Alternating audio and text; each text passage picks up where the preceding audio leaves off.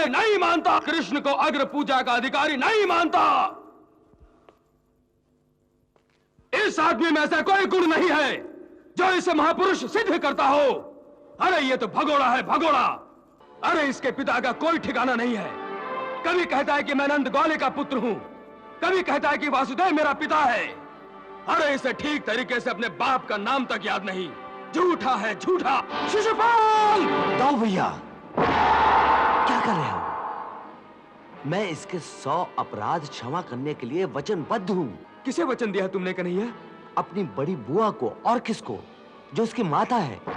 अरे जाकर अपने मां से पूछ कर आ कि तेरे बाप का नाम क्या है। तुमने मुझे विवश कर दिया शिशुपाल।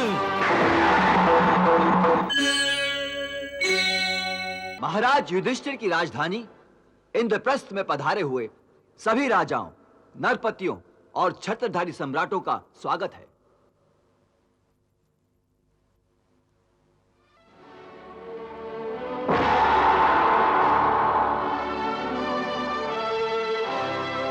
इस राज्यसभा में सर्वप्रथम हम सभी को निर्णय लेना है कि इस समारोह में अग्र पूजा के योग्य कौन ऐसा महापुरुष है जिसकी चरण पूजा महाराज युधिष्ठिर स्वयं अपने हाथों से करेंगे। क्योंकि अग्र पुरुष का आशीर्वाद पाने के पश्चात ही सम्राट युधिष्ठिर राज मुकुट धारण करने के अधिकारी होंगे। विधान के अनुसार हमें सबसे पहले अग्र पूजा के अधिकारी का ही चयन करना होगा। सो आप लोग अपनी मति के अनुसार उस महापुरुष का नाम बताएं जिसे आप अग्र पूजा के योग्य समझते हो।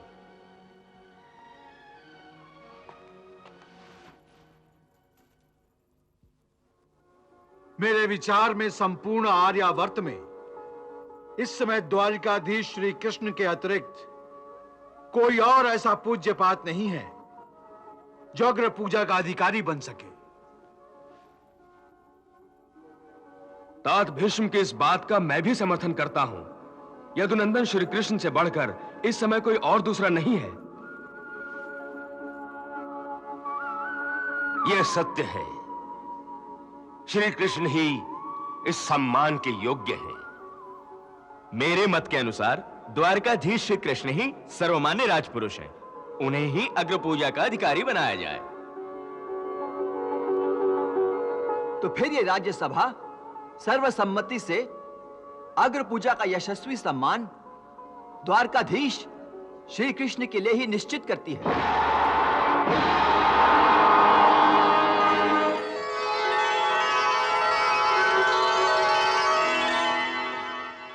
इस सभा के अग्र पूजा के अधिकारी द्वारकाधीश श्री कृष्ण इस सभा के मध्य पधार रहे हैं। द्वारकाधीश श्री कृष्ण की जय! द्वारकाधीश श्री कृष्ण की जय! द्वारकाधीश श्री कृष्ण की जय! द्वारकाधीश श्री कृष्ण की जय! द्वारकाधीश श्री कृष्ण की जय! द्वारकाधीश श्री कृष्ण की जय!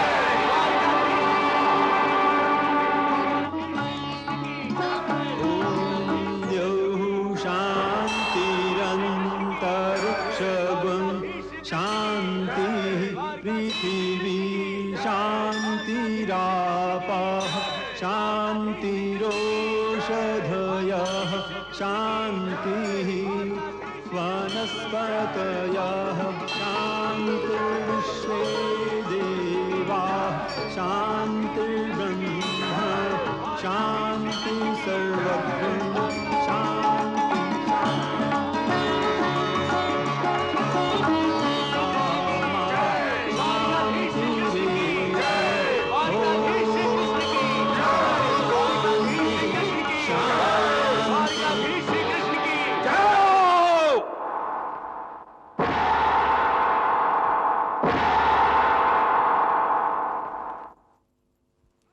चेदीराज शिशुपाल आप सभी के इस निर्णय का विरोध करता हूं।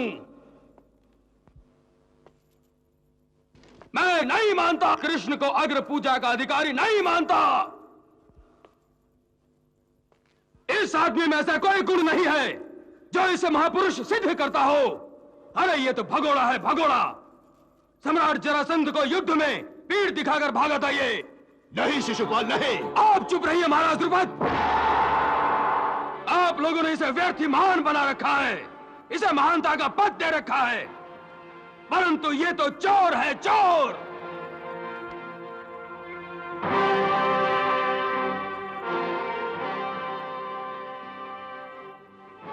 स्त्री लोलुप है ये, कामी है, अधर्मी है, अधर्मी। अरे इसके पिता का कोई ठिकाना नहीं है। कभी कहता है कि मैं नंद ग्वाले का पुत्र हूं, कभी कहता है कि वासुदेव मेरा पिता है। अरे इसे ठीक तरीके से अपने बाप का नाम तक याद नहीं। झूठा है, झूठा। शिशुपाल!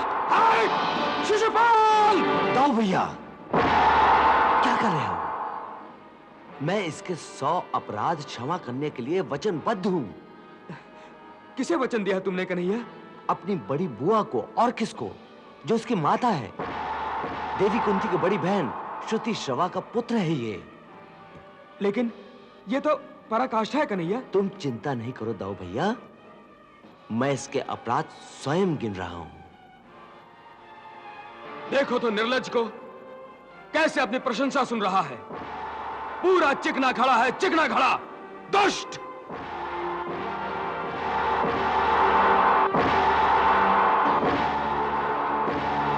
ये दूसरों का वध कराने में दक्ष है। अरे ये तो पूरा प्रपंची है, प्रपंची। शिशुपाल, मैंने तुम्हारी मां को तुम्हारे 100 अपराध क्षमा करने का वचन दिया था। उन अपराधों की संख्या अब पूरी होने वाली है, जरा ध्यान रखो। क्या कर लेगा तू? क्या कर लेगा तू कुल के कलंक? 96 हो गए।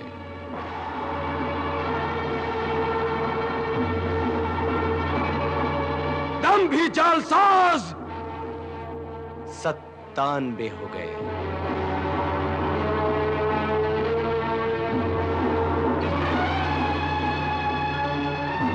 धूर्त, चांडाल। 98। मेरी वाग दत्ता रुक्मिणी का हरण करने वाले दुष्ट, पापी।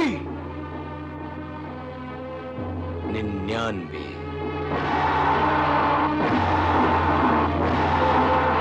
पर पीड़क, धूर्त, चालाक, निंदनीय है तू। पूरे 100। शिशुपाल, अब एक शब्द भी आगे बोला तो वो तुम्हारा अंतिम शब्द होगा। सावधान शिशुपाल, सावधान।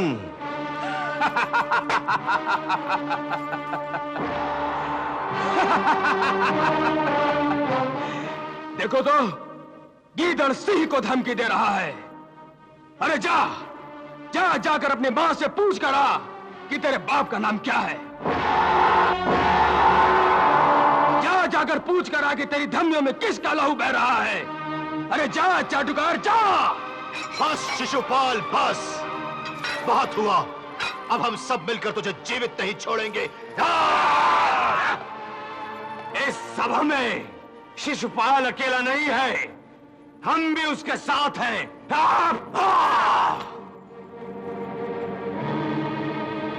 इससे पहले कि तुम लोग मुझे हाथ लगाओ, मैं इस कृष्ण को ही जीवित नहीं छोड़ूंगा। तुमने मुझे विवश कर दिया शिशुपाल।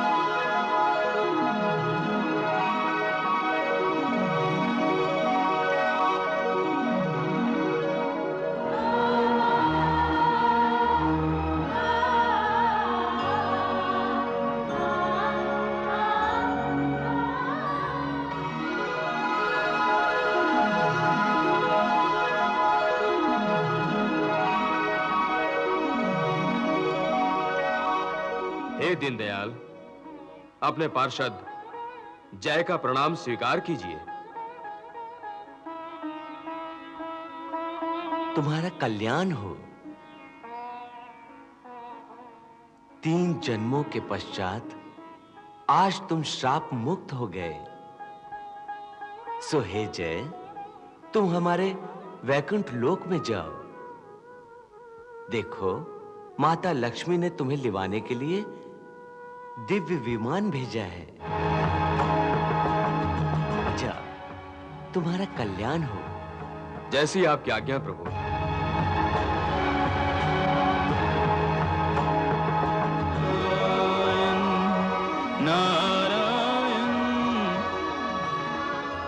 स्वागत है पार्षद राज। स्वर्ग में प्रवेश करने पर आपका स्वागत है। मुनिराज, सेवक का प्रणाम स्वीकार कीजिए। कल्याण हो। 3 जन्मों के पश्चात आज तुमको ब्रह्म कुमारों के श्राप से मुक्ति मिली है। इसके लिए तुम्हें बधाई हो। मुनिराज, कृपया ये तो बताइए कि कौन से श्राप से आज मुझे मुक्ति मिली है? कौन से ब्रह्म कुमारों ने मुझे श्राप दिया था और क्यों? सनत कुमारों ने। सनत कुमार? परंतु क्यों? तुम्हें कुछ याद नहीं? नहीं। तो शिशुपाल रूपी शरीर को छोड़कर ये पार्षद रूप धारण करते हुए तुम्हारी स्मृति कहीं बीच में तो नहीं खो गई? दूसरे शरीर की स्मृति थी और वो कहीं खो गई, ये मैं नहीं जानता। मुझे केवल ऐसा लगा कि मैं लंबी निद्रा के बाद जागा हूं। मैंने प्रभु को प्रणाम किया तो उन्होंने मुझसे यही कहा कि 3 जन्मों के पश्चात आज तुम्हें शाप से मुक्ति मिली है और तुम बैकुंठ धाम चले जाओ। मैं कुछ समझा नहीं, परंतु प्रभु से प्रश्न करना धृष्टता होगी, यह सोचकर चुपचाप उनके आदेश को स्वीकार करके विमान में बैठकर यहां चला आया। अब आप भी मुझसे यही कह रहे हैं तो आपसे प्रश्न करने का साहस कर रहा हूं। मुनिराज, कृपया बताइए ये रहस्य क्या है? रहस्य कुछ नहीं, सब प्रभु की लीला है। प्रभु की लीला? कैसी लीला?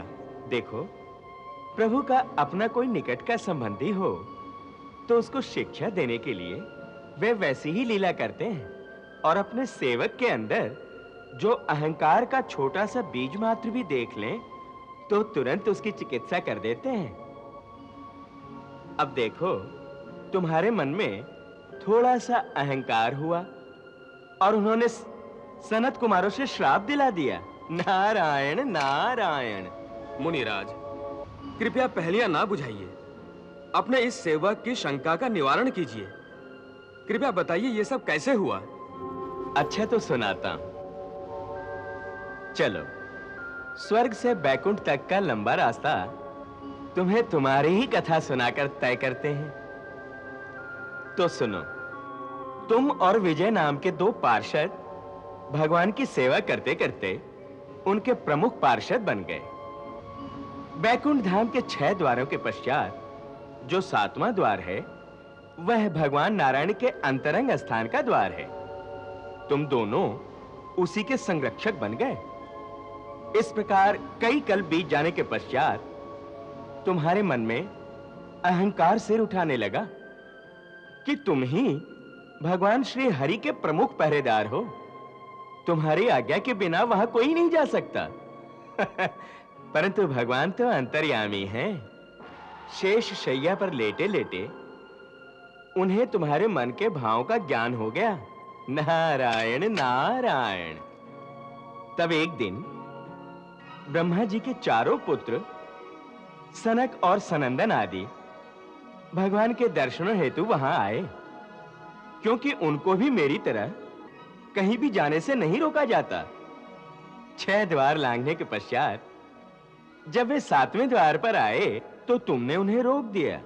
महात्मन, कहां जा रहे हैं? यह वैकुंठ धाम के अंतःपुर का द्वार है। इस द्वार पर जय विजय का पहरा है मुनिवरों। हमारी अनुमति के बिना इसमें कोई प्रवेश नहीं कर सकता। त्रिलोकी धाम में जाने के लिए हमको भी अनुमति लेनी होगी। पहले तो ऐसा कभी नहीं हुआ। हम ब्रह्मा के पुत्र हैं। सब लोकों में बिना किसी व्यवधान के आते जाते रहे हैं। परंतु कुछ भी हो, हम भगवान के एकांत में विघ्न नहीं आने देना चाहते। हम पार्षद हैं उनके। क्या हमको तुम वैकुंठ में विघ्न मानते हो? क्षमा करें श्रीमान, आपको हम पर अकारण क्रोध करना शोभा नहीं देता। हम कभी अकारण क्रोधित नहीं होते, परंतु तुम लोग अवश्य भगवान के पार्षद होने के मद में चूर लगते हो और हम जैसे ब्रह्म कुमारों का मार्ग रोकने की भूल कर रहे हो। कुछ भी कहो ब्राह्मण कुमारों, आप लोगों को हमें संतुष्ट किए बिना अंदर जाने की अनुमति नहीं मिल सकती। अनुमति तुम लोग दोगे हमें? हमारे ऊपर अपने अनुशासन का अंकुश लगाने वाले पार्षदों, तुम अपनी सीमाओं का अतिक्रमण कर रहे हो। क्या तुम्हें सच्चिदानंद ने स्वयं हमें रोकने को कहा है? वे क्या रोकेंगे? वे तो स्वयं कोई संकल्प और विकल्प नहीं रखते। यह तो हमारा कर्तव्य है, क्योंकि इस समय हमारे प्रभु एकांत सेवन कर रहे हैं। इसलिए हम किसी को अंदर जाने की अनुमति नहीं दे सकते मुनिवरों। और महामाया लक्ष्मी जी भी उनके साथ है। हम इसे अपना कर्तव्य समझकर ही आपको रोक रहे हैं मुनिवरों। परंतु कर्तव्य तो स्वयं निर्धारित नहीं होता। सेवक का कर्तव्य तो स्वामी ही निश्चित करता है। पार्षदों, हमने आपको रोककर कोई अपराध तो नहीं किया, फिर क्यों रुष्ट हो रहे हो मुनिवरों? नारायण नारायण, प्रभु की माया देखो। उन दिव्य बालकों के मन में काम, क्रोध, लोभ, मोह और अहंकार का विकार है ही नहीं। फिर भी प्रभु की माया देखो, उनके निर्विकार चित्त में क्षण भर के लिए प्रभु ने क्रोध का विकार पैदा कर दिया और उन्होंने तत्काल तुम्हें श्राप दे दिया। महाप्रभु के वैकुंठ धाम में तुम्हारा गर्व से भरा हुआ ये वार्तालाप स्वयं ही सबसे बड़ा अपराध है। इस अपराध का दंड तुम्हें भोगना ही होगा और इसलिए हम तुम्हें श्राप देते हैं कि तुम मृत्युलोक में जाकर निवास करो। वैकुंठ तुम्हारे निवास के योग्य नहीं है।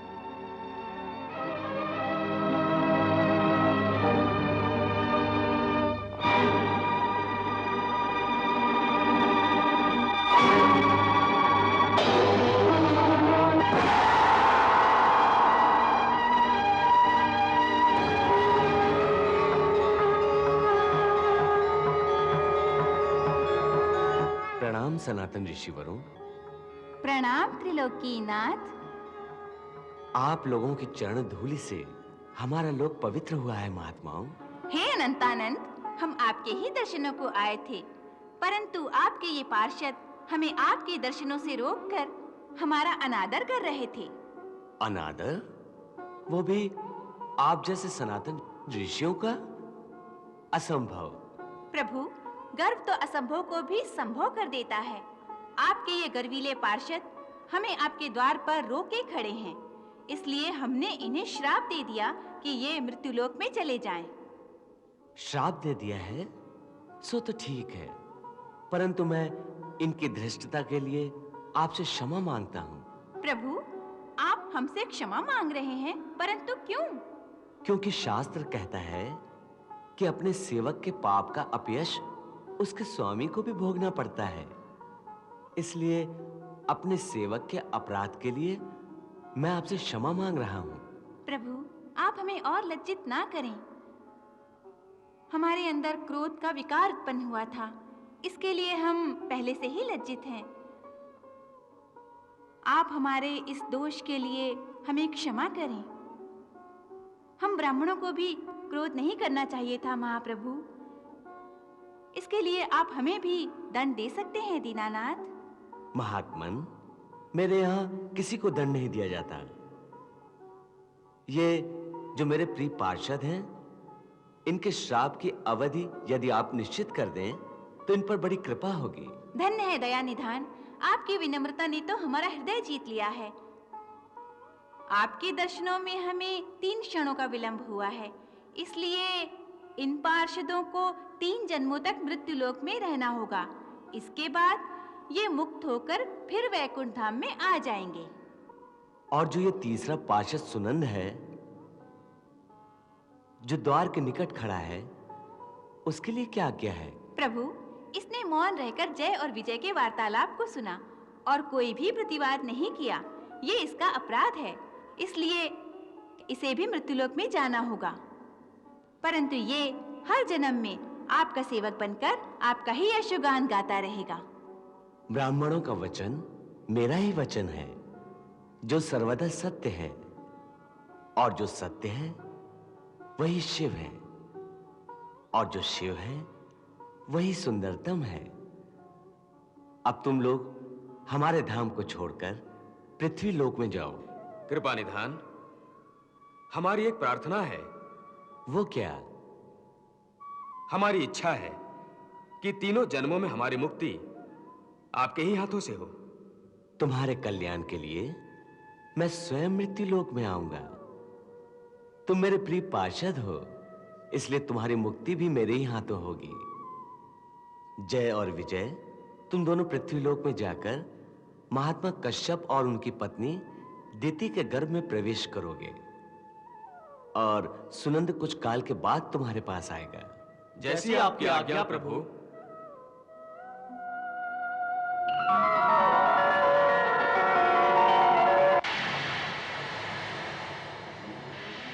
सनक सनंदन का श्राप पाने से दोनों जय और विजय आकाश से धरती की ओर गिरने लगे।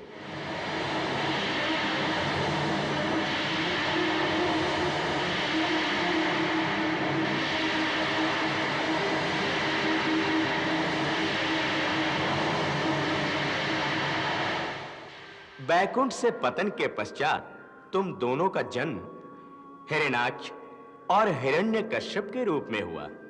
दोनों भाई परम बलशाली थे।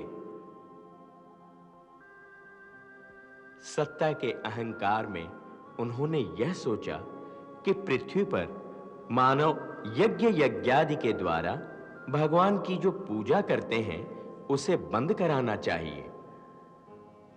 हिरण्याक्ष ने श्री नारायण की पूजा को बंद करने के लिए आकाश से पृथ्वी को चुराकर समुद्र के नीचे छिपा दिया।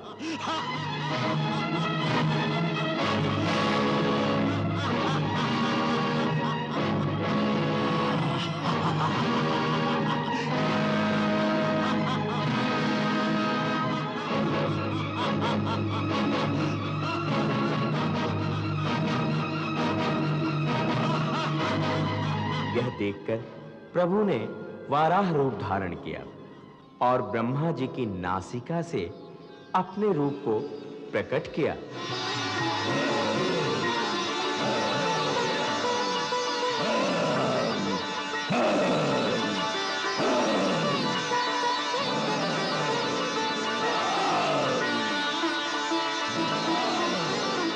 समुद्र के अंदर उसके साथ युद्ध किया।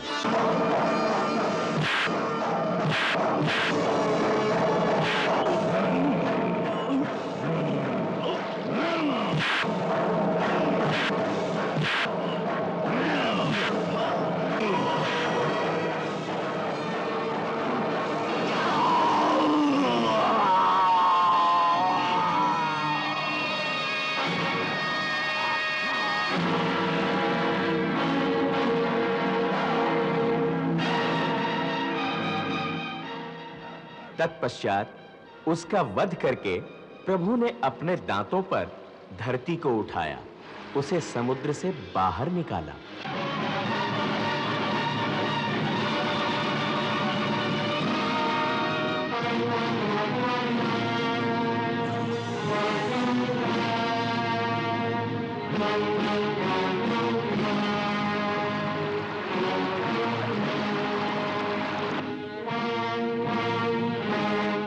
भाई का वध होने से हिरण्यकश्यप बहुत क्षुब्ध हुआ। उसने गुरु के कहने से बड़ा घोर तप करके ब्रह्मा जी से वर मांगा।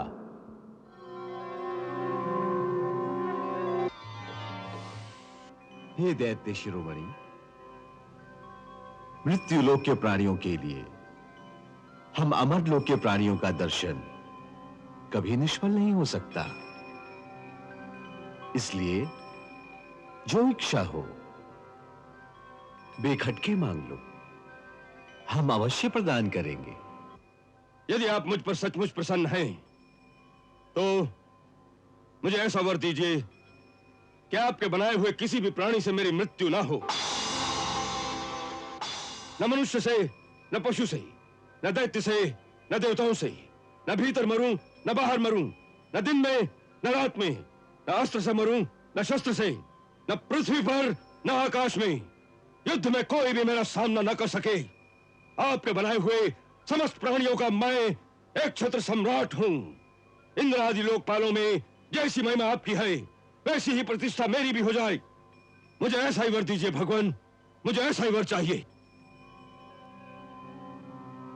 बेटा, तुम जो वर मुझसे मांग रहे हो वो जीवों के लिए बहुत ही दुर्लभ है। परंतु मेरे गुरु शुक्राचार्य ने कहा था कि ऐसी कठिन तपस्या के बाद कोई भी वर दुर्लभ नहीं होता। क्या वो झूठा आश्वासन था? क्या मुझे और तपस्या करनी होगी? और तपस्या की आवश्यकता नहीं है। गुरु शुक्राचार्य ने सत्य ही कहा था। ऐसी कठिन तपस्या न तो पहले किसी ने की थी, न आगे ही कोई करेगा।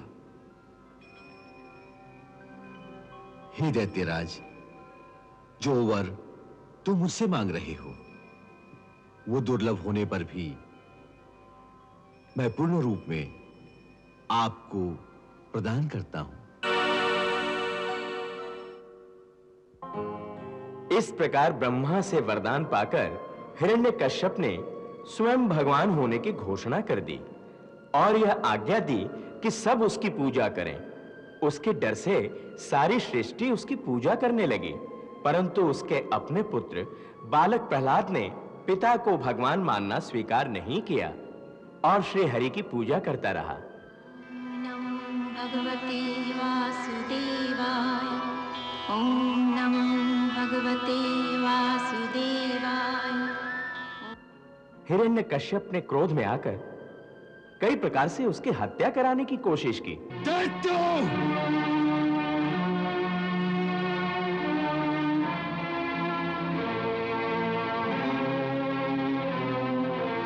ले जाओ इसे और इसकी जीवा काट दो। ये मुझे पापहीन करना चाहता था, प्राणहीन कर दो इसे।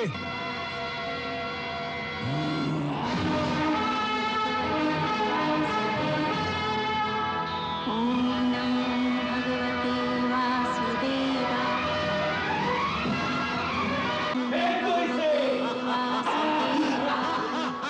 ओम नमो भगवते वासुदेवाय।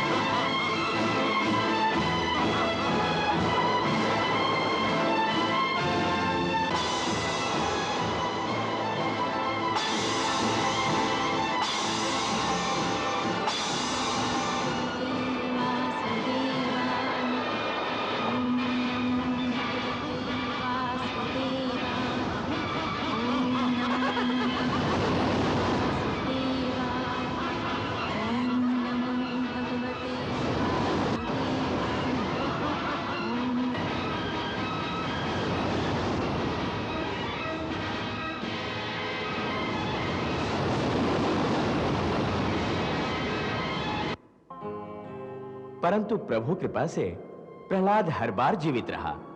अंत में जब उसने अपने हाथों पुत्र पर आघात करना चाहा, तो भगवान श्री हरि नरसिंह का रूप लेकर एक खंभे से प्रकट हुए। यदि इस खंबे में भी तेरा भगवान है तो आज न यह खंबा रहेगा न तेरा भगवान।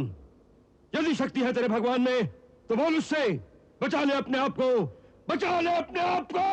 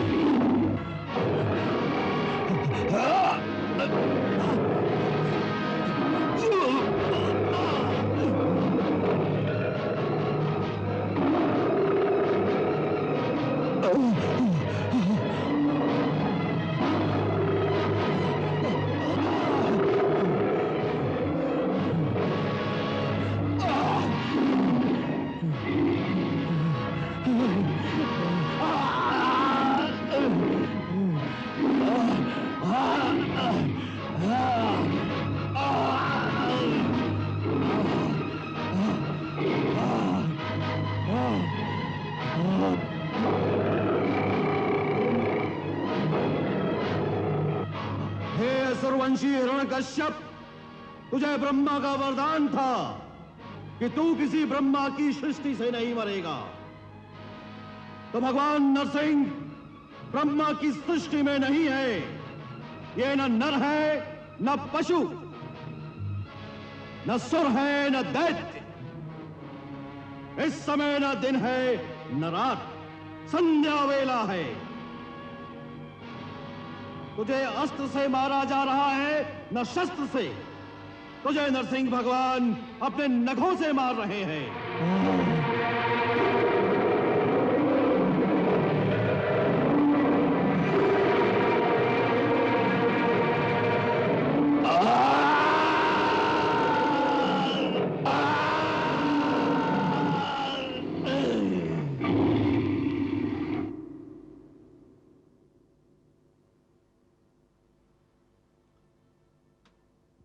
इस प्रकार तुम्हारा पहला जन्म समाप्त हुआ। पुनः दूसरे जन्म में तुम दोनों का जन्म रावण और कुंभकर्ण के रूप में हुआ। उस जन्म में श्री हरि ने श्री राम के रूप में अवतार लेकर तुम दोनों का उद्धार किया।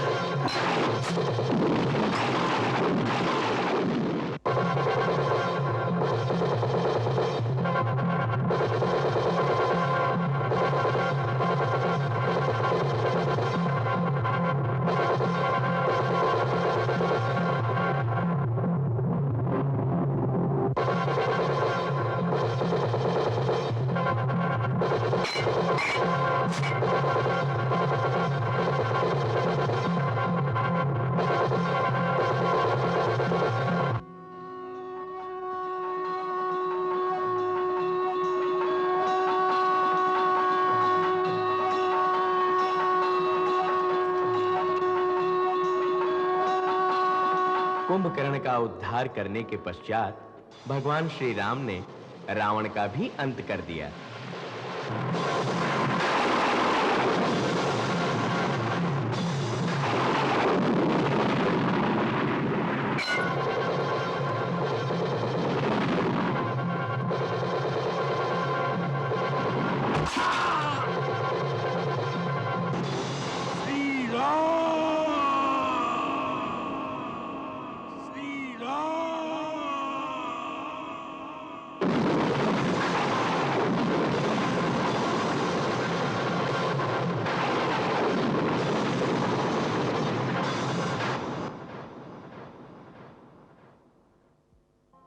इस प्रकार तुम्हारा दूसरा जन्म भी पूर्ण हुआ।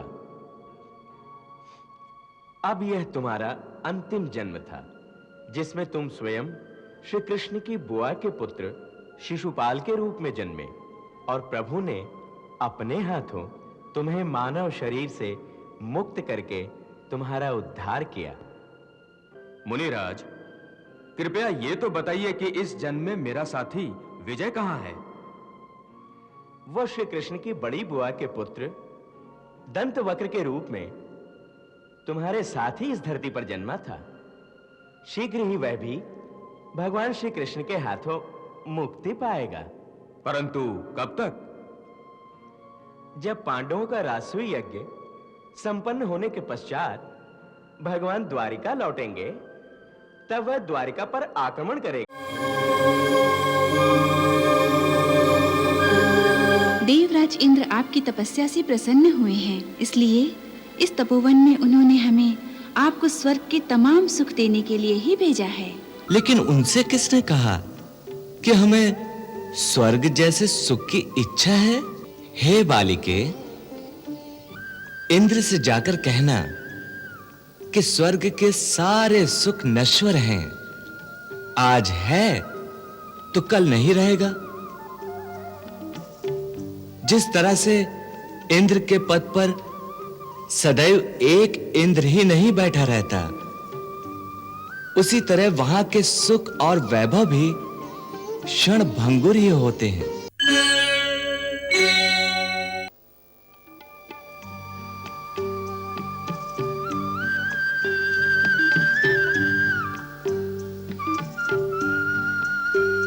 पर्वतराज हिमालय की 2 चोटियों को आज भी नर और नारायण के नाम से जाना जाता है।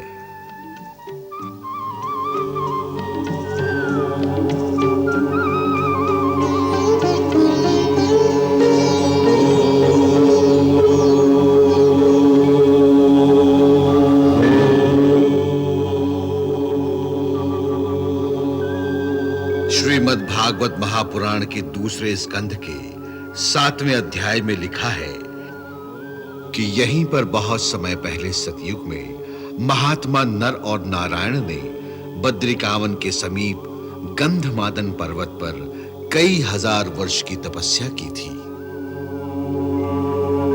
ये दिव्य स्थान बद्रीनाथ धाम के निकट ही है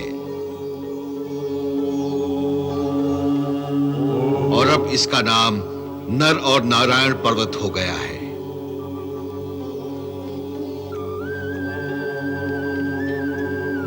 श्री वामन पुराण के 6ठे अध्याय में कहा गया है कि ब्रह्मा जी ने अपने हृदय से महाराज धर्म को उत्पन्न किया था।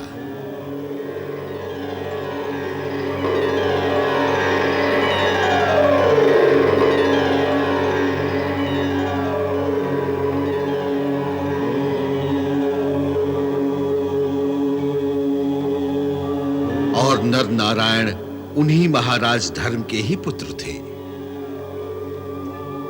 श्रीमद् देवी भागवत के 4थे स्कंद में भी नर नारायण की तपस्या का वर्णन किया गया है। उनकी 1000 साल की कठोर तपस्या से उनके भीतर अनेकों गोचर और अगोचर शक्तियों का विकास होने लगा।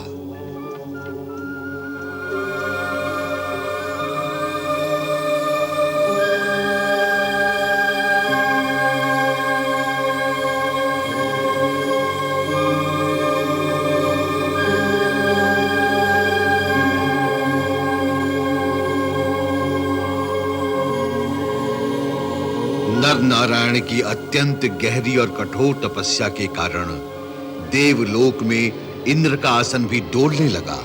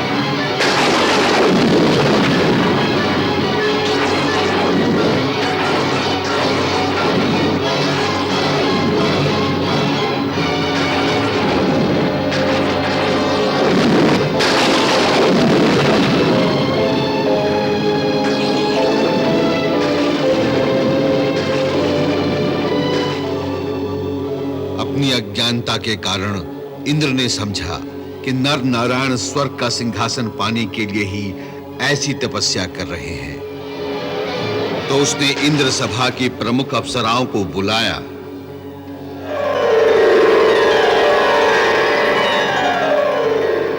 और नर नारायण की तपस्या भंग करने के लिए उन्हें गंधमादन पर्वत पर जाने के लिए आज्ञा देते हुए कहा, तुम लोग इसी समय धरती पर जाओ, अपने यौवन और सौंदर्य से उनकी कामाग्नि बढ़ाकर तपस्वियों की तपस्या भंग कर दो।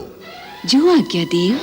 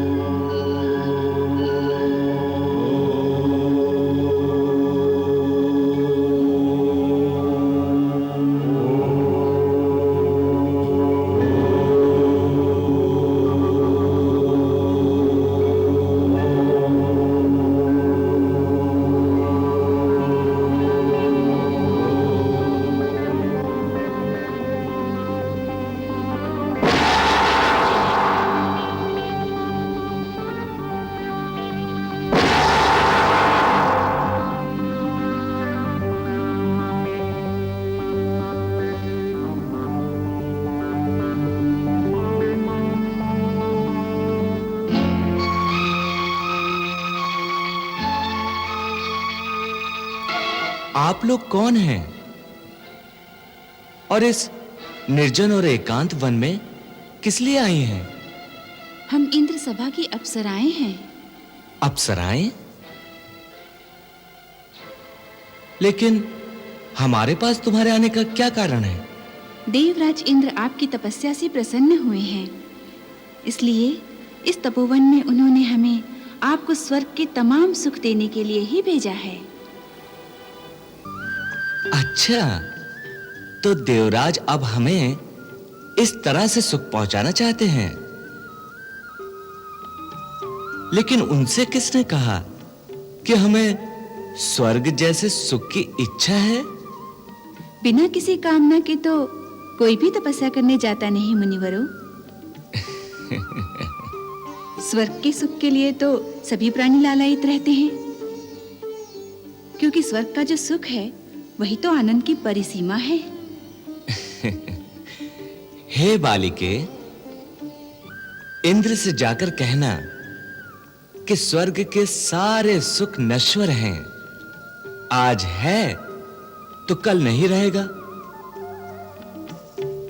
जिस तरह से इंद्र के पद पर सदैव एक इंद्र ही नहीं बैठा रहता, उसी तरह वहां के सुख और वैभव भी क्षण भंगुर ही होते हैं।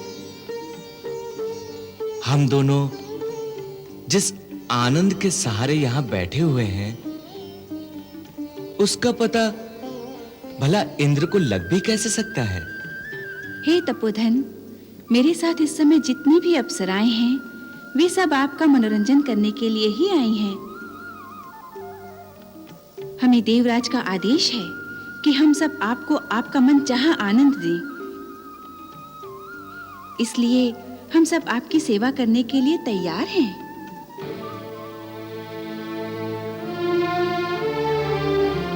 बालिके, तुम अपने रूप और गुणों पर स्वयं मोहित हो रही हो। अपने नृत्य, अपने गायन और अपने रूप का अभिमान हो रहा है तुम्हें। तो लो,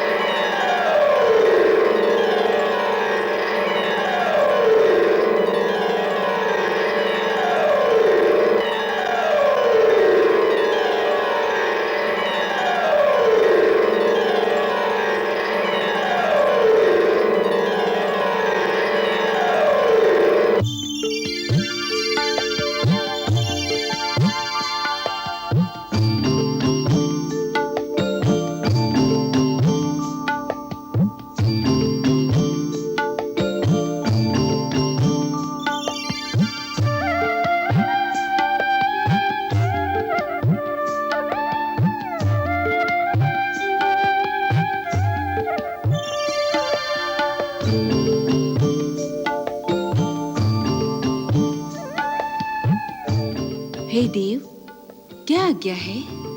हे सुंदरी, क्योंकि तुम हमारी जंघा के उरु भाग से उत्पन्न हुई हो, इसलिए हम तुम्हें उर्वशी का नाम प्रदान करते हैं।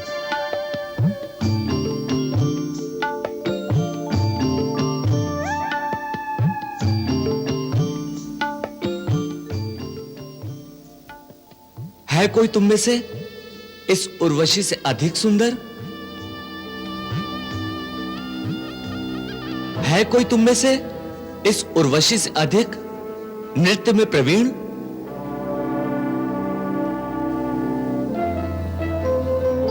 अपनी सभी कलाओं से इन्हें परिचित कराओ उर्वशी। जो आज्ञा देव।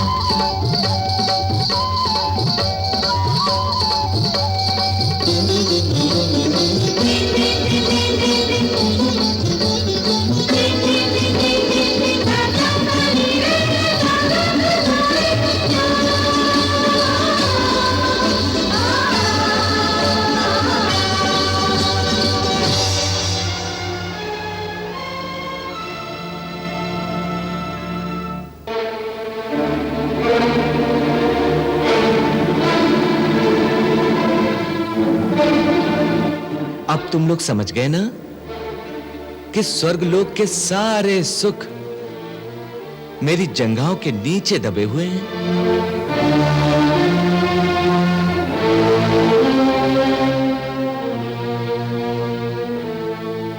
क्षमा करें देव, हमें क्षमा करें। हम सबसे बड़ा अपराध हुआ है। नहीं, तुम अपने स्वामी की आज्ञा से हमारे तपोवन में आई हो, इसलिए तुम निरपराध हो। इंद्र को हमारी ओर से ये उर्वशी उपहार में देना और कहना कि अपने लौकिक सुखों की गिनती में हमारे इस उपहार को लेकर एक गिनती और बढ़ा ले।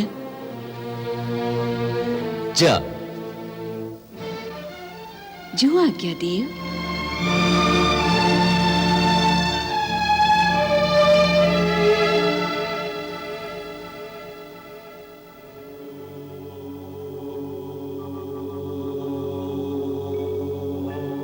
पुराणों में उल्लेख है कि यही नर नारायण आगे चलकर द्वापर में श्री कृष्ण और उनके सखा अर्जुन के रूप में प्रकट हुए थे। श्री कृष्ण यदुवंश में और अर्जुन पांडु के कुल में कुंती के गर्भ से पैदा हुए। इसके पुष्टि स्वयं कृष्ण ने गीता के 4थे अध्याय के 5वें श्लोक में की है। बहूनि मे व्यतीतानि जन्मानि तव च अर्जुन तान्यहं वेद सर्वाणि न त्वं वेत्थ परंतप। हे अर्जुन, मेरे और तेरे कई जन्म इससे पहले बीत चुके हैं। मुझे उन सब का ज्ञान है, परंतु तुम्हें उनका स्मरण नहीं।